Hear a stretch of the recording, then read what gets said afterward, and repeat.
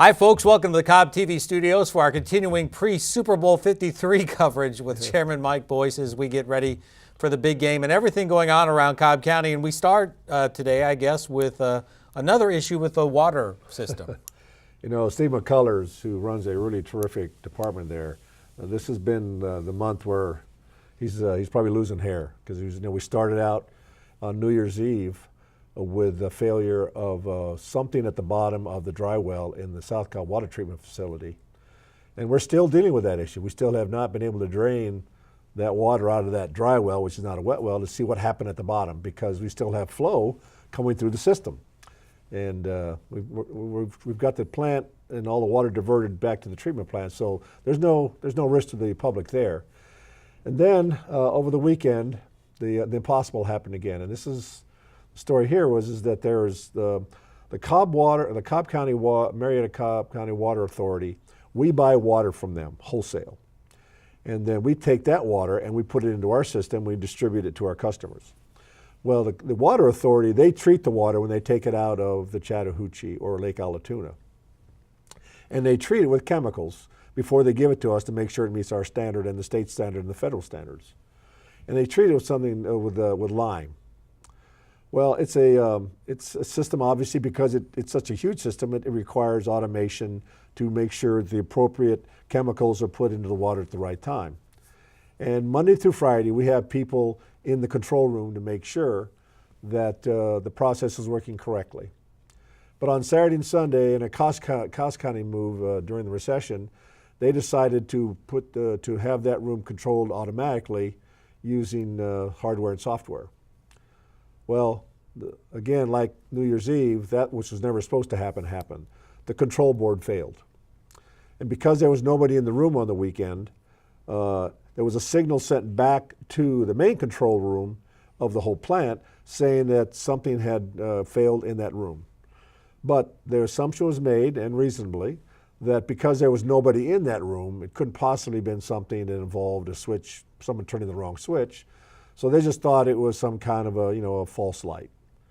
Well, in fact, what happened was the control board in that room failed, and instead of shutting down the system, it opened up the system, and it dumped all this lime into this room. And you'll see the pictures.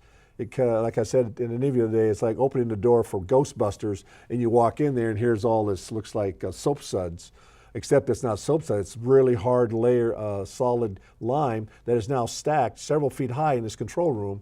And when it did that, it overflowed into the fail-safe system and dumped it into the wastewater system and took it to our plant in Northwest Cobb.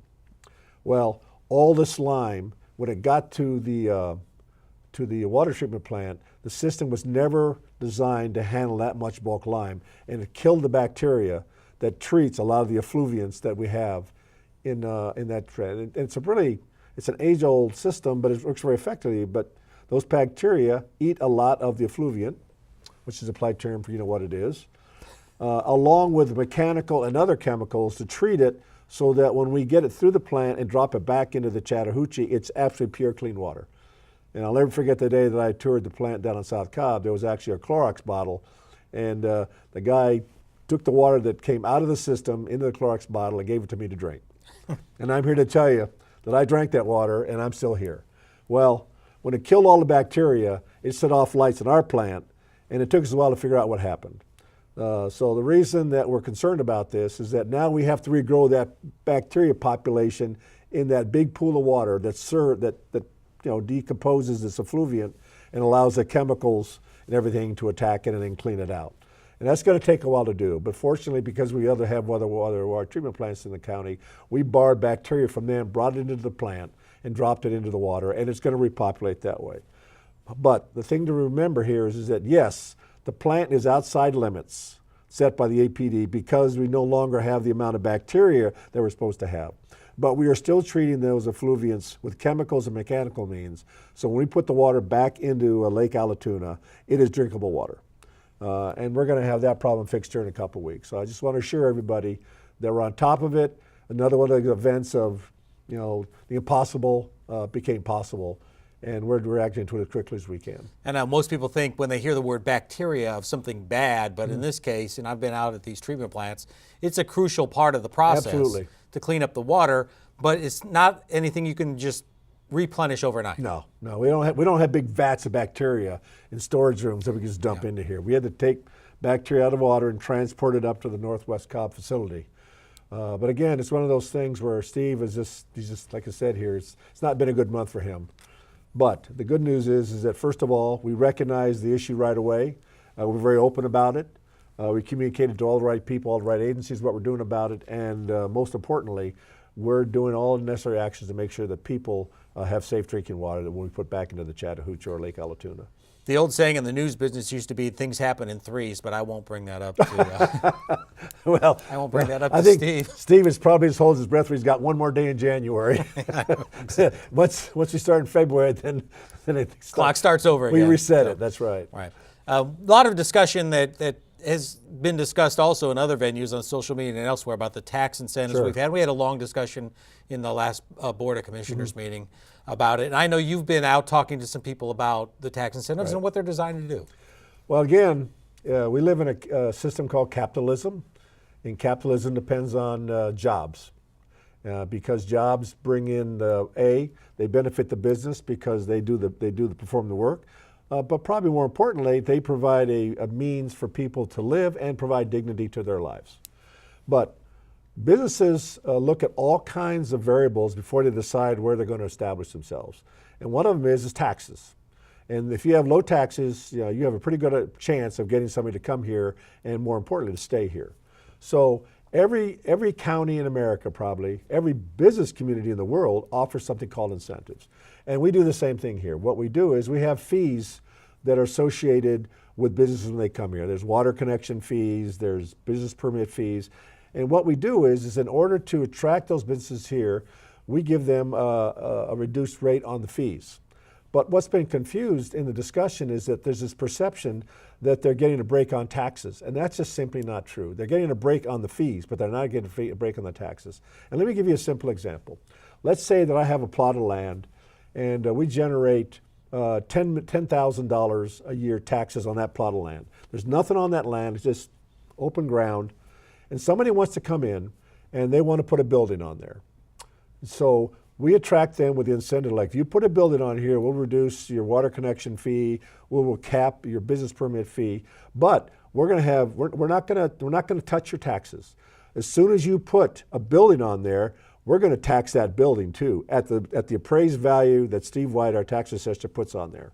And we're also going to tax at the full value of your personal property, which are all those items that you put in a building to support you. All the desks, all the shelves, the computers, printers, all those are called personal property and they're taxed.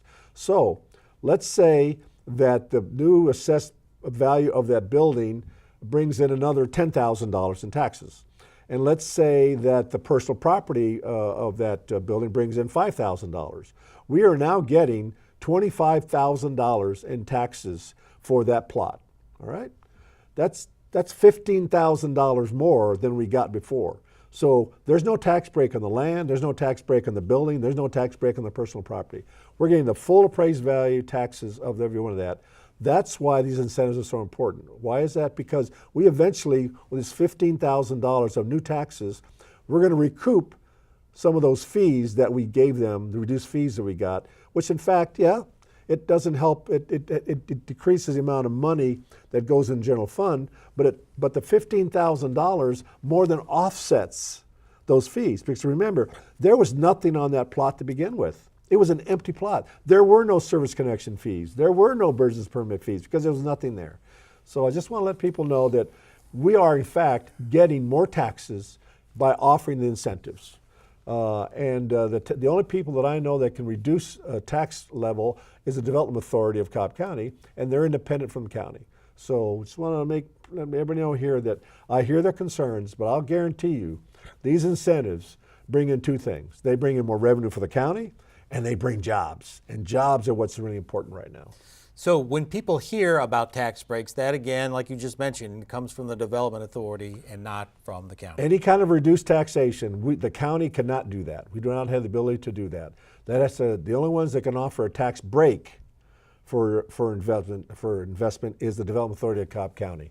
And again, they're an independent body, and they work with they work with the school board and other agencies before they approve those. But again, there's criteria.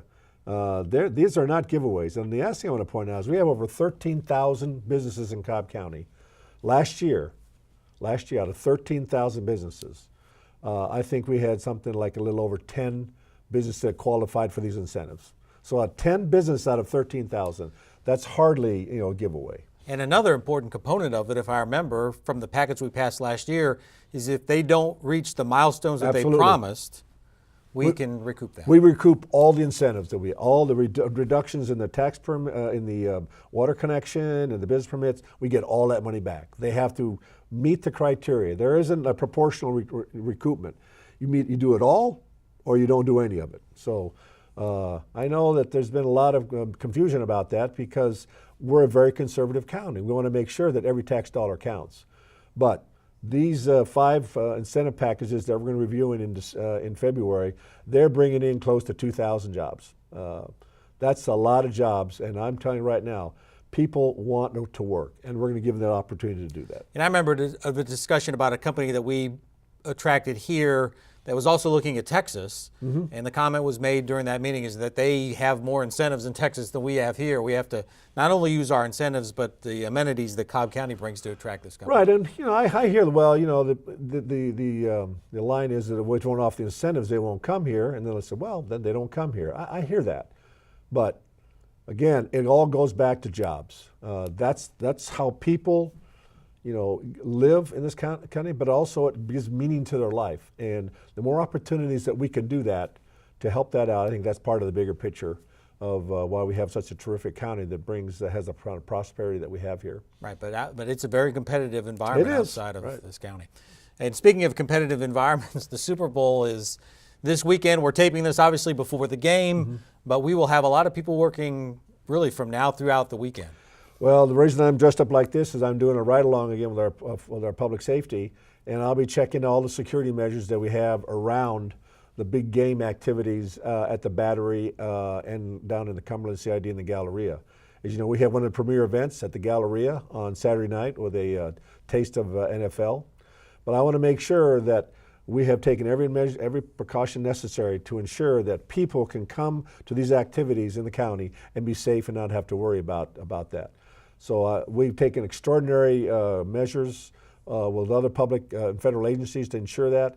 But again, as the chairman of the county, I want to see with my own eyes what it is we've done. But it's going to be, as Holly Quinlan said this morning, they're going to be pumping this weekend down at the Cumberland CID and around the Battery. Yeah, it's amazing with the amount of, so many hotel rooms have been contracted by the NFL in Cobb County and especially down in the Battery area, all the activities that have been scheduled. It's really going to keep everybody hopping.